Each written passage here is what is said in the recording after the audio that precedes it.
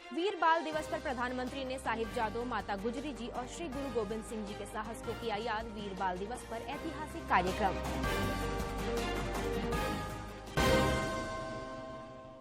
केंद्रीय मंत्री अर्जुन मुंडा ने हजारीबाग में विद्यार्थी परिषद के 23वें प्रांतीय अधिवेशन को किया संबोधित। ज्ञान आधारित समाज बनाने का किया आह्वान।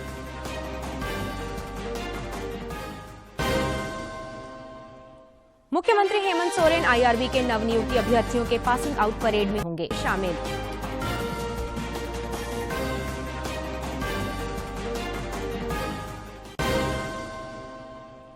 और महिला रेलवे हॉकी चैंपियनशिप का आज खिताबी मुकाबला। 29 दिसंबर तक चलने वाले राज्य स्तरीय मुख्यमंत्री आमंत्रण फुटबॉल कप का आज रांची में होगा आगाज।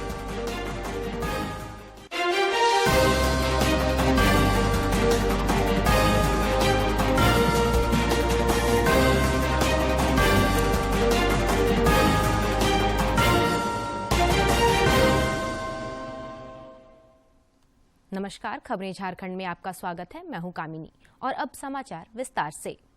श्री गुरु गोविंद सिंह जी के 2 पुत्रों में बलिदान की स्मृति में आज पहला वीर बाल दिवस मनाया जा रहा है।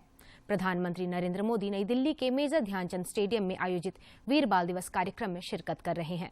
इस वर्ष श्री गुरु गोविंद सिंह जी के प्रकाश पर्व पर प्रधानमंत्री ने 26 दिसंबर को बाल दिवस के रूप में मनाए जाने की घोषणा की थी। आज ही के दिन श्री गुरु गोविंद सिंह जी के पुत्र साहिबजादा बाबा जोरावर सिंह और साहिबजादा बाबा फतेह सिंह ने बलिदान दिया था। क्योंकि प्रधानमंत्री ने जो पिछला जो प्रकाश पर्व हुआ था श्री गुरु गोविंद सिंह का, उस दिन 9 जनवरी को, इसी साल 9 जनवरी को इसकी घोषणा की थी कि गुरु गोविंद सिंह के दोनों जो साहिबजादे पुत्रों बाबा जोरावर सिंह जी और बाबा फतेह सिंह की शहादत को वीर बाल दिवस के तौर पर मनाने की घोषणा की थी। तभी प्रधानमंत्री की इस घोषणा का काफी स्वागत हुआ था। हर क्षेत्र के लोगों ने प्रधानमंत्री के इस घोषणा का स्वागत किया था और ये इसको वीर बाल दिवस के तौर पर मनाने के पीछे जो मकसद है, अयूब बाबू कैसे हो? इसके पीछे मकसद है कि इन दोनों साहिबजादों के अनुकरणीय साहस की जो कहानियां हैं उनको लोगों तक बताना, खासतौर पर जो स्कूली बच्चों को बताने के मकसद से ही सरकार ने और प्रधानमंत्री ने इस उनके शहादत यानी 26 दिसंबर को वीर बाल दिवस के तौर पर मनाने का निर्णय लिया है।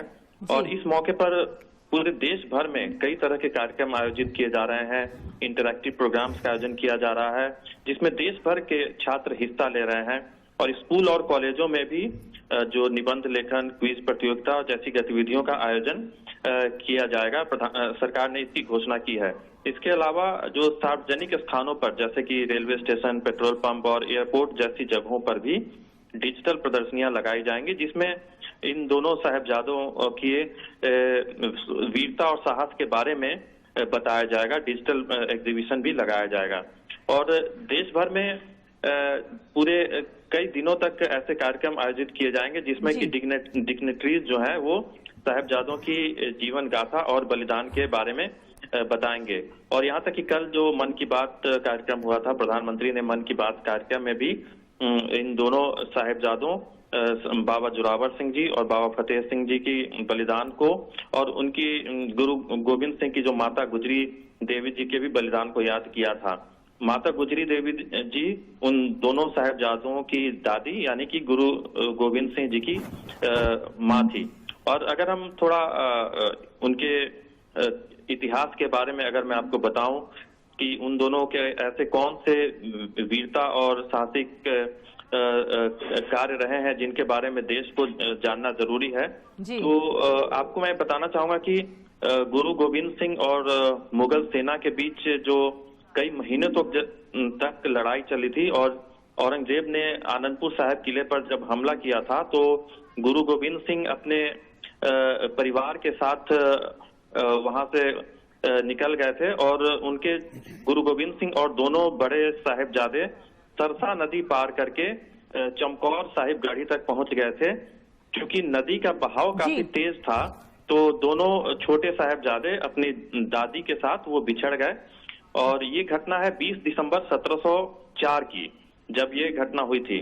तो दोनों जो छोटे साहिबजादे बाबा जोरावर सिंह और बाबा फतेह सिंह अपनी दादी गुजरी देवी के साथ वो बिछड़ गए।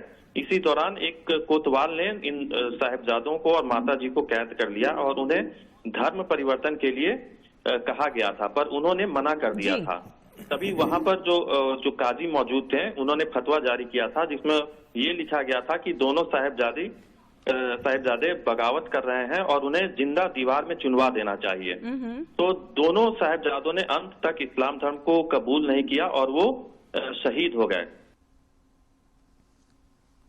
राष्ट्रपति द्रौपदी मुर्मू आज से तेलंगाना के 5 दिवसीय दौरे पर रहेंगी। वे सिकंदराबाद के राष्ट्रपति निलय में ठहरेंगी, जो राष्ट्रपति का शीतकालीन आवास है।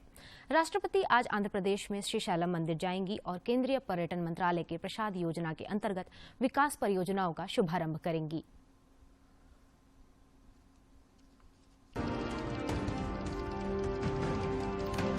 तो राष्ट्रपति आज श्री सैलम मंदिर जाएंगे आंध्र प्रदेश में और प्रसाद योजना के तहत विकास परियोजनाओं का वो शुभारंभ भी करेंगी। ये योजना पर्यटन मंत्रालय के तहत ये योजना है। साथ ही साथ राष्ट्रपति श्री शिवाजी स्मृति केंद्रम भी जाएंगी।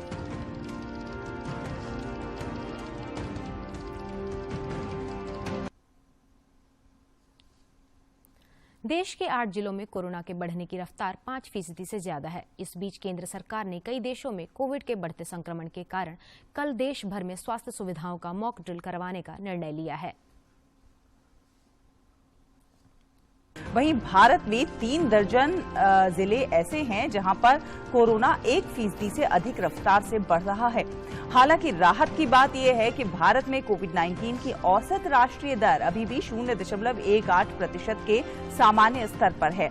देश भर के अस्पतालों में कोविड-19 मामलों से निपटने के लिए और आपातकालीन प्रतिक्रिया को परखने के मकसद से मंगलवार को एक मॉक ड्रिल आयोजित की जाएगी, जिसमें केंद्रीय स्वास्थ्य मंत्री डॉक्टर मनसुख मांडविया भी मॉक ड्रिल का हिस्सा होंगे।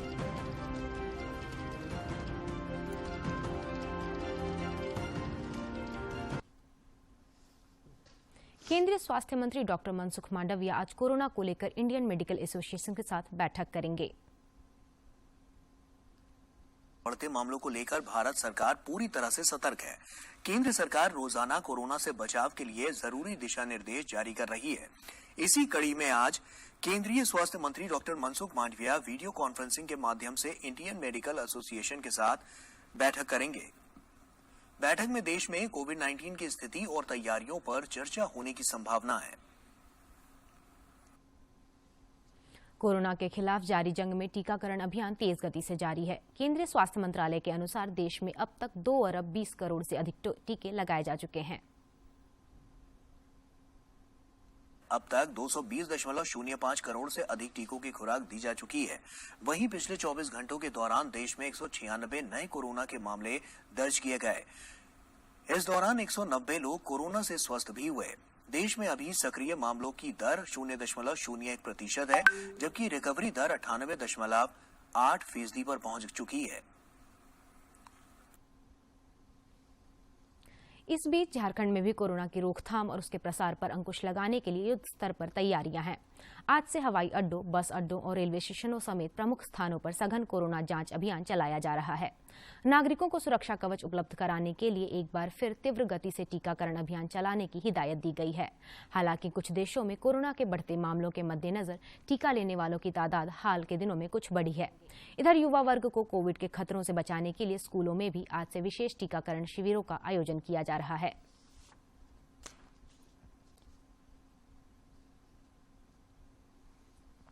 हजारीबाग में चल रहे अखिल भारतीय विद्यार्थी परिषद के 23वें प्रांतीय अधिवेशन का आज दूसरा दिन है। केंद्रीय मंत्री अर्जुन मुंडा ने कल इसकी विधिवत शुरुआत करते हुए ज्ञान आधारित समाज बनाने पर जोर दिया। साथ ही मानव पूंजी को अधिक से अधिक उपयोगी बनाने पर बल दिया। उन्होंने अपने संबोधन में कहा कि अगर दोनों हाथों से पूरी आबादी काम करे तो देश विकसित हो सकता है।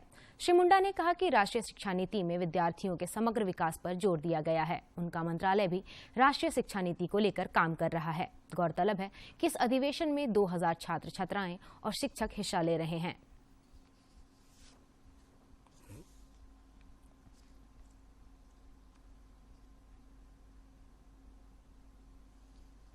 देश और राज्य में बड़े पैमाने पर युवाओं को रोजगार से जोड़ा जा रहा है ताकि परिवारों को सशक्त बनाया जा सके।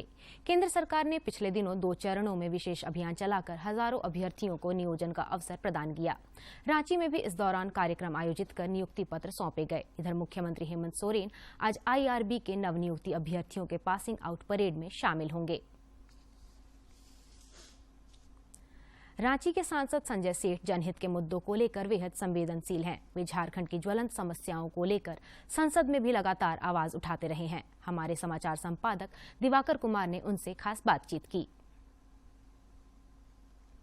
साथ बातचीत करने के लिए रांची के सांसद संजय सेठ जी हैं। उनसे जानेंगे कि किस तरीके से वो जो यहाँ के ज्वलंत मुद्दे हैं उसको पार्लियामेंट में लेकर जा रहे हैं और साथ ही साथ कुछ रांची के जो कंसर्न इशू हैं उस पर भी हम बात करेंगे। सर, कैसे पार्लियामेंट में आप जनहित के मुद्दों को इतना आप समय दे पा रहे हैं? देखिए, आप कोई जनप्रतिनिधि होता है वो क्षेत्र की जनता का आवाज बनता है। नागरिक जो वोट देते हैं और उनकी अपेक्षा होती है कि हमारी आवाज लोकतंत्र के सबसे बड़े मंदिर, चाहे लोकसभा हो चाहे विधानसभा में उठे, हमारी आवाज बनकर हमारा सांसद, हमारा प्रतिनिधि, हमारा विधायक हमारे समस्याओं के लिए, हमारी सुविधा के लिए आवाज उठाए। लेकिन जिस तरीके से आप इश्यूज को उठा रहे हैं, झारखंड के इश्यूज भी वहाँ बहुत ज़्यादा उठ रहे हैं, लेकिन अभी जो हम कहते हैं कि राजधानी बनने के बावजूद पिछले 20 सालों में जिस तरीके का विकास रांची में होना चाहिए था वो विकास नहीं हुआ। हालांकि अब दिख रहा है कि फ्लाईओवर बन रहा है, लेकिन लोगों को उससे ज़्यादा परेशानी है। साथ ही साथ बिजली की समस्या और कानून व्यवस्था की स्थिति, ये बहुत एक बड़ा इशू, कंसर्न इशू, इसको आप किस तरीके से एक आवाज़ बनेंगे वहाँ पर? बिल्कुल, मैं मानता हूँ 20-22 सालों में राजधानी जिस गति से बढ़नी चाहिए थी, आप देखो रायपुर, आप देखो उत्तराखंड, हाँ कहीं ना कहीं पीछे छूटे हैं, स्वीकार करते हैं, स्वीकार करने में कोई आपत्ति नहीं होनी चाहिए। इन 22 सालों के अंदर राजधानी का जो स्वरूप होना चाहिए वो स्वरूप में कहीं कमी रह गई और इसीलिए जो हम, आप देखो रातू रोड से रोजाना 4 से 5 लाख लोग, शहरी क्षेत्र के लोग, ग्रामीण क्षेत्र के लोग अपने गंतव्य तक जाते हैं। अब उनको परेशानी होती है जाम से मुक्ति, तो जाम की मुक्ति के लिए एलिवेटेड रोड, ये एलिवेटेड रोड की बात लगभग 8-9 वर्षों से चलती आ रही है। कितने बार DPR बना, DPR कैंसिल हुआ, बना कैंसिल हुआ, जगह नहीं मिली।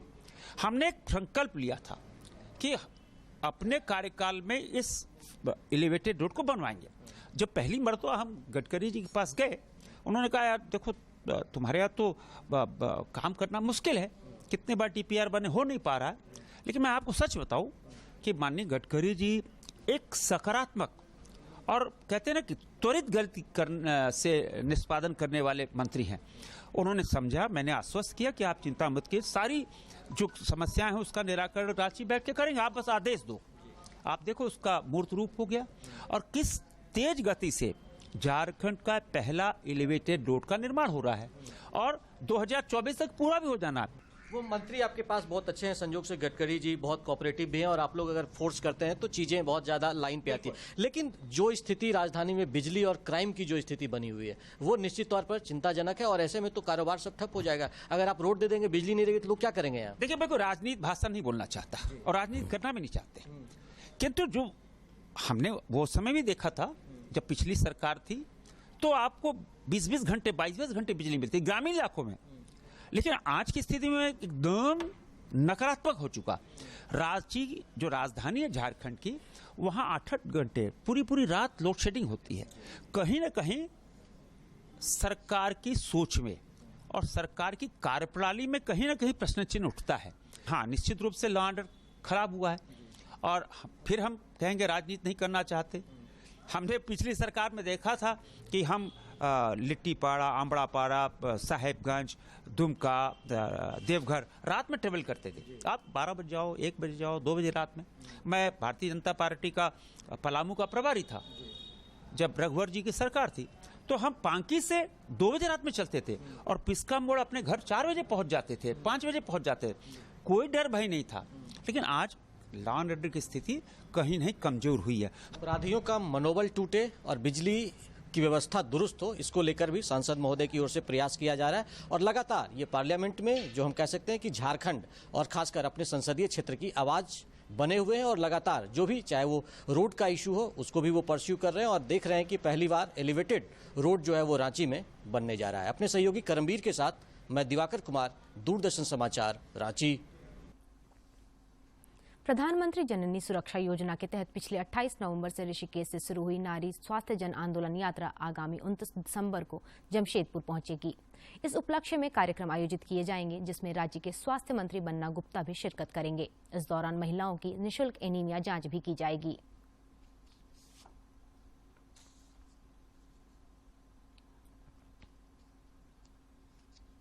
लगभग 80% महिलाएं जो है एनीमिया यानी कि खून की कमी से ग्रसित है।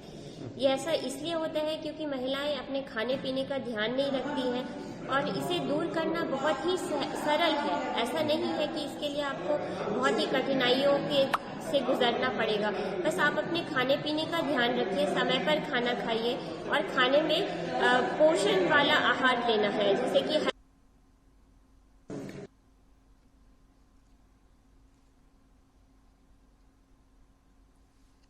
कोडरमा सदर अस्पताल में डायलिसिस की सुविधा शुरू होने से किडनी संक्रमित मरीजों को काफी लाभ हो रहा है।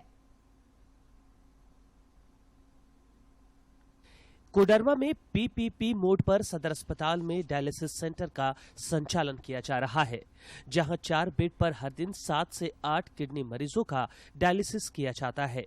बीपीएल और आयुष्मान धारकों को यह सुविधा निःशुल्क मिलती है, जबकि सामान्य मरीजों के लिए 1206 रुपए का भुगतान करना पड़ता है।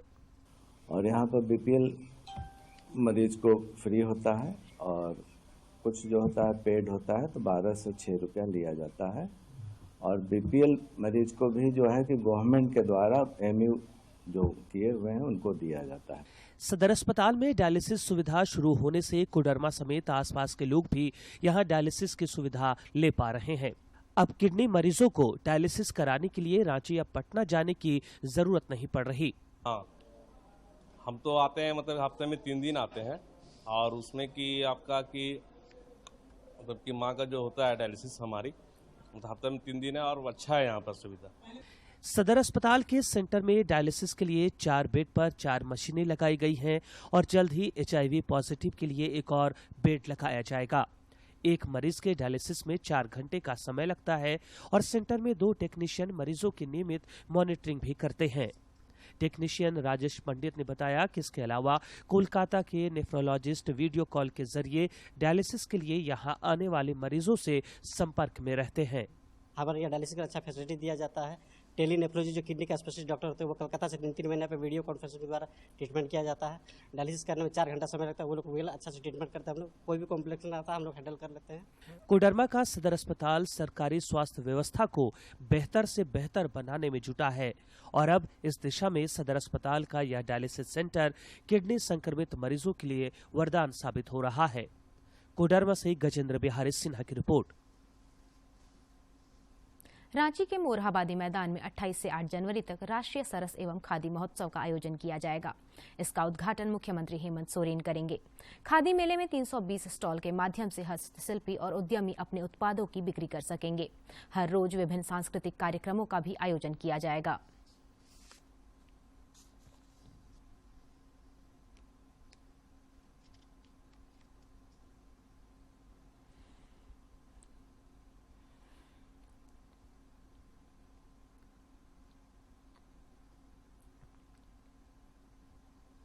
है और इस महोत्सव का जो उद्घाटन करता है माननीय मुख्यमंत्री श्री हेमंत सोरेन जी द्वारा किया जाएगा और जो उद्घाटन का जो समय होगा 4 बजे लगभग है। और थोड़ा हम स्टॉल के बारे में, मेला के बारे में थोड़ा सा डिटेल हम देना चाहेंगे। जो पूरा मेला परिसर में 2 बड़े हैंगर हैं, जिसमें 4 सेक्शन है। एक में इस प्रकार टोटल हमारा 8 सेक्शन है। इस बार जो हमारा नामकरण है उस सेक्शन का या हैंगर का झारखंड के जो लोकप्रिय त्योहार और नृत्य पे है, जैसे सरहुल, मांगे, सोहराय और टूसू। रांची में आज से राज्य स्तरीय मुख्यमंत्री आमंत्रण फुटबॉल कप का आगाज हो रहा है, जो आगामी 29 दिसंबर तक चलेगा। इधर रांची में अखिल भारतीय महिला रेलवे हॉकी चैंपियनशिप के खिताबी मुकाबले में आज रेल कोच फैक्ट्री कपूरथला और सेंट्रल रेलवे के बीच मैच खेला जाएगा। ओडिशा में पुरुष हॉकी विश्व कप को लेकर तैयारियां जोर शोर से जारी हैं। 2 ट्रॉफी कार्यक्रम के बाद विश्व कप ट्रॉफी वापस ओडिशा पहुंच गई है। हॉकी विश्व कप ट्रॉफी प्रदेश के सभी जिलों के साथ सुंदरगढ़ के 17 ब्लॉक को कवर करेगी। इससे लोगों में उत्साह बढ़ेगा। 21 दिनों तक हॉकी विश्व कप ट्रॉफी देश के 13 शहरों और 1 केंद्र शासित प्रदेश का दौरा कर चुकी है। आपको बता दें कि पुरुष हॉकी वर्ल्ड कप 13 जनवरी से शुरू होगा, जिसमें 16 टीमें हिस्सा लेंगी। विश्व कप के सभी मैच भुवनेश्वर और राउरकेला में खेले जाएंगे।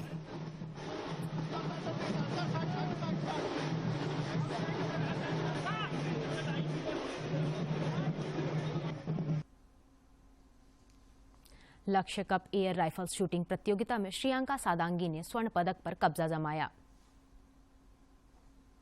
ने ये कामयाबी युक्ति राजेंद्र से चले बेहद करीबी मुकाबले में हासिल की।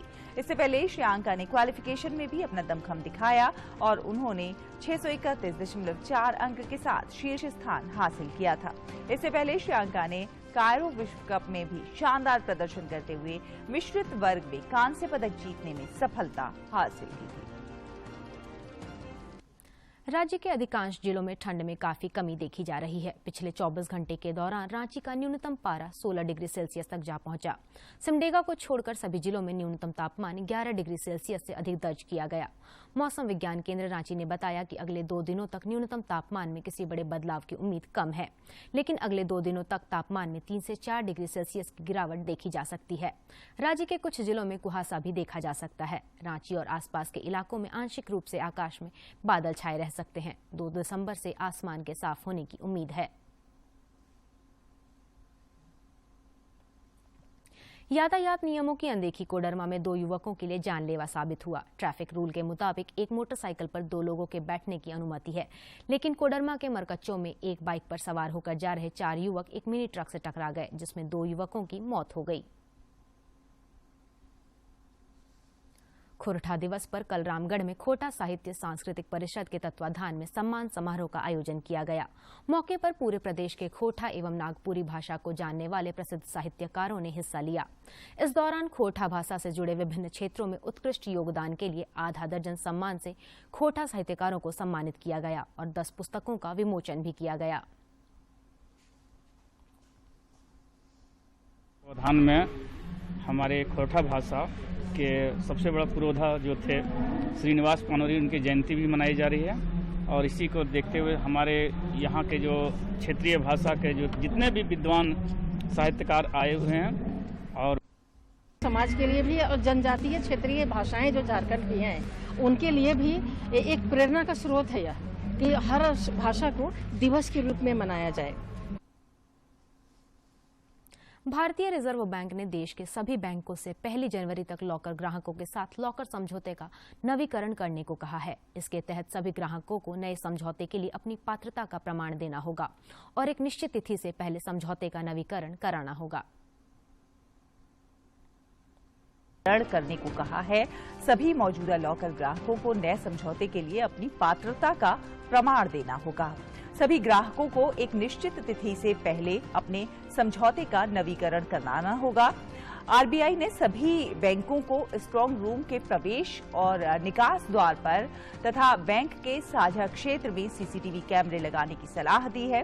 साथ ही साथ सभी बैंकों को कैमरों की रिकॉर्डिंग कम से कम 180 दिन तक सुरक्षित रखना अनिवार्य होगा। आरबीआई ने बैंकों को ये भी सुनिश्चित करने का निर्देश दिया है कि नए लॉकर समझौतों में कोई भी अनुचित प्रावधान या शर्त नहीं होनी चाहिए। दिशा निर्देशों के अनुसार यदि कोई ग्राहक अपने लॉकर को बिना उसकी जानकारी के खोले जाने या किसी चोरी या सुरक्षा में चूक की शिकायत करता है तो बैंक पुलिस जांच पूरी होने और मामले के निपटारे तक सीसीटीवी रिकॉर्डिंग सुरक्षित रखेगा। डकैती या फिर आग लगने या इमारत गिरने की स्थिति में लॉकर धारक को हुए नुकसान की भरपाई के रूप में बैंक शुल्क का 100 गुना तक राशि मिल सकती है। हालांकि प्राकृतिक या फिर दैवीय आपदाओं से होने वाले नुकसान के लिए बैंक उत्तरदायी नहीं होगा। भगवान श्री राम की नगरी अयोध्या में 74वां प्रकट उत्सव धूमधाम से मनाया गया। बनाया गया। ये शोभा यात्रा अयोध्या में रामकोट के चारों तरफ परिक्रमा करती है। 3 दिवसीय इस कार्यक्रम के अंतिम दिन रामलला के गर्भगृह में स्थापित कलश के साथ भगवान श्री राम के बाल स्वरूप रथ पर सवार होकर निकले। रथ पर आगे हनुमान जी के स्वरूप भी विराजमान थे।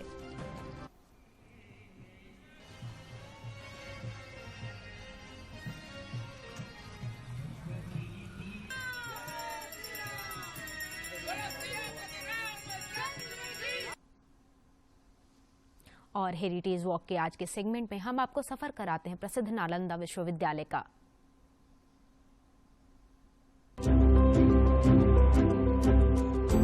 यह है दुनिया के सबसे पुराने विश्वविद्यालयों में से एक नालंदा विश्वविद्यालय, जो कि भारत के बिहार राज्य में स्थित है। एक वक्त पर इसे नालंदा महाविहार के रूप में भी जाना जाता था। नालंदा विश्वविद्यालय एक यूनेस्को विश्व धरोहर स्थल है। ऐसा माना जाता है कि इसका निर्माण 3री शताब्दी से पहले हुआ है। इस विश्वविद्यालय में भारत के सबसे पुराने महाकाव्यों के साथ साथ ह्वेंग सांग की यात्रा के संदर्भ भी मिलते हैं।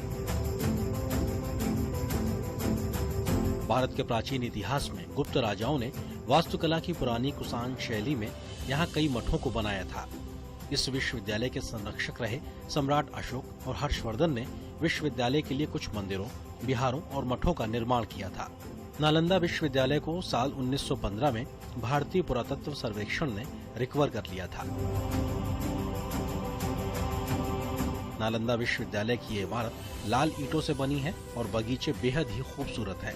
विश्वविद्यालय में मठ पैदल मार्ग के पूर्व में स्थित है और मंदिर पश्चिम में है। ये एक दर्शनीय स्थल है जहां पर्यटकों का आना जाना लगा रहता है।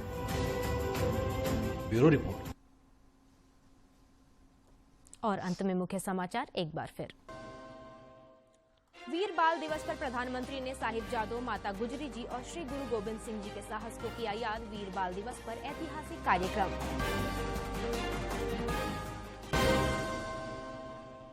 केंद्रीय मंत्री अर्जुन मुंडा ने हजारीबाग में विद्यार्थी परिषद के 23वें प्रांतीय अधिवेशन को किया संबोधित। ज्ञान आधारित समाज बनाने का किया आह्वान।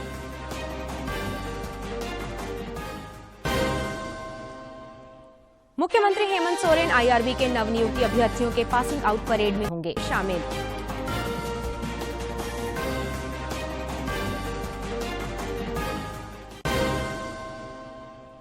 और महिला रेलवे हॉकी चैंपियनशिप का आज खिताबी मुकाबला। 29 दिसंबर तक चलने वाले राज्य स्तरीय मुख्यमंत्री आमंत्रण फुटबॉल कप का आज रांची में होगा आगाज।